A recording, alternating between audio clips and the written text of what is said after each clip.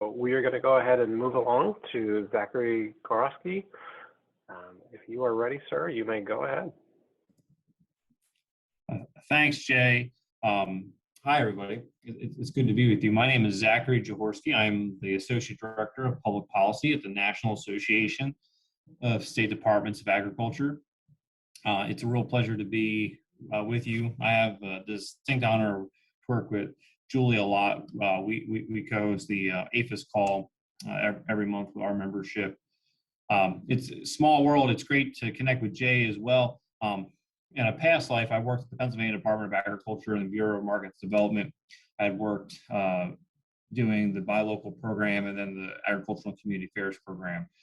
So it's really great to connect with Jay. I was asked just to give a brief update on what the State Departments of Ag are working on in terms of federal policy. So I'm going to do an update specifically on the plant side, and then more holistically, what we're doing as a total organization.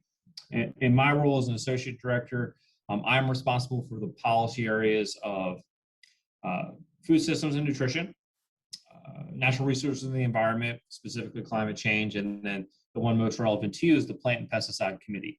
Our Plant and Pesticide Committee here at NASDA is chaired by Commissioner Brian Hurlburt, the Commissioner of Agriculture in the state of Connecticut, and Director Chris Chin, who is the Director of Agriculture in the state of Missouri. Our committee, the Plant and Pesticide Committee, has been focused on a couple key items, particularly recently the Delta 8 issue regarding hemp and THC, this adulterated version of THC that has found its way into the marketplace. That is an issue that we've kept our eye on. I know the hemp regulators group, led by Doris Hamilton, has also been paying attention to that. The other main issue that we've been looking at in that committee has been the implementation of the domestic hemp production rule that was finalized earlier this year, just monitoring that. NASDA was lucky enough to comment and have a lot of our suggestions adopted by USDA in that rule. And then another area that we've been monitoring is the dicamba registration and the 24Cs and 24As process for that pesticide. Now shifting more holistically to just NASDA's overall policy priorities and what the secretaries of ag throughout the country are looking at.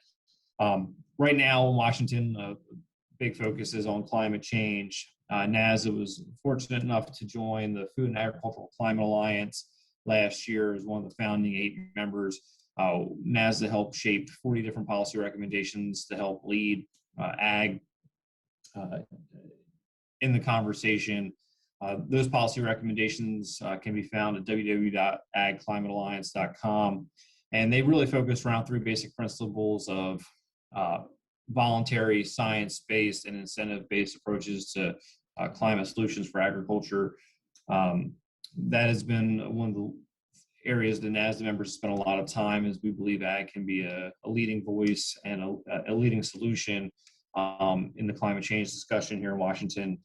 The next would be the appropriations process. NASDA has put in several appropriations requests, and we're looking at the markups as they continue over the next several weeks.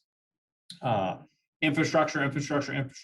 That's another big one that is going on.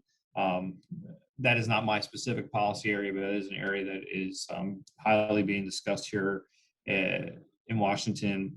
We have a lot of emphasis, particularly on the meat processing side, and then also on the fruit and vegetable processing side with an emphasis on local and regional processing.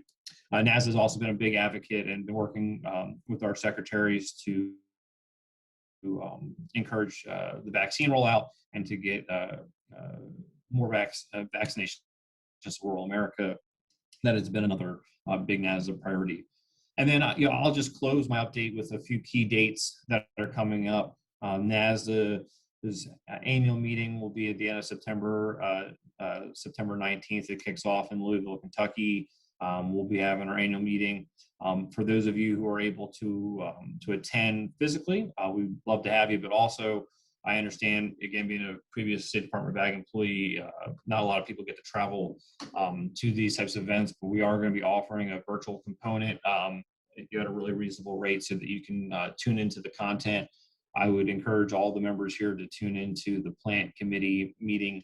That date hasn't been set yet, but it's just wonderful to hear the secretaries talk about their priorities in that space, to see the policy amendments, and then also we'll have some speakers. They'll be able to provide some pretty timely content for y'all. And then looking further ahead, in February next year, 2022, we'll be having our winter policy conferences here in Washington. Again, I would encourage you to participate in that if you're able to. And that's my update. I know Kristen said that you guys are going to write some questions in the chat, and then we should be getting pretty close to the question period. So I'm happy to take any questions that anyone has. Absolutely. Well, thank you very much, Zachary. Yeah, so we are now moving into the question and answer period. So if anyone has a question, you can either post it in the chat, or if you want to go ahead and unmute yourself, and you can ask it for any of the folks who presented today. We'll be happy to continue with that.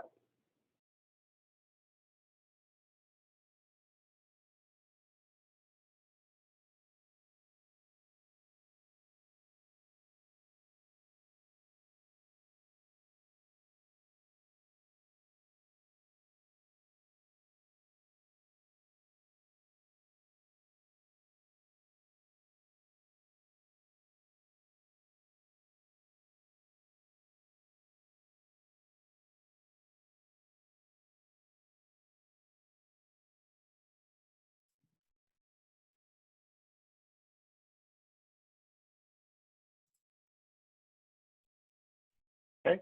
It seems like we don't have any questions. I apologize.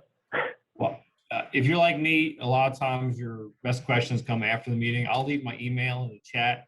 Feel free to follow up with me if I can be a resource, or if I can direct you to a member of my policy team who can be a resource. But again, thank you, all of you, for all that you do for public service, and thanks for the introduction, Jay.